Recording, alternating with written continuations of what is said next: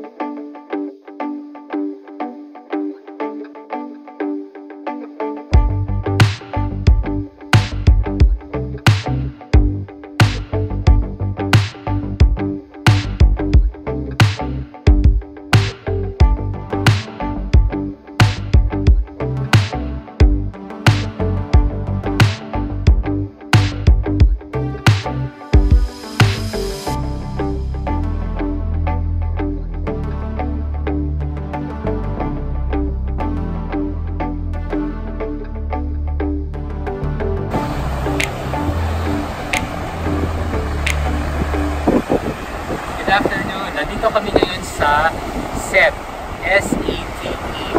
I don't know if that's pronounced correctly. It's Sète, S-E-T-E, France. So basically this is, what you see is the Mediterranean Sea. So this, we're on the France side. When you cross the Mediterranean Sea, you will be at the north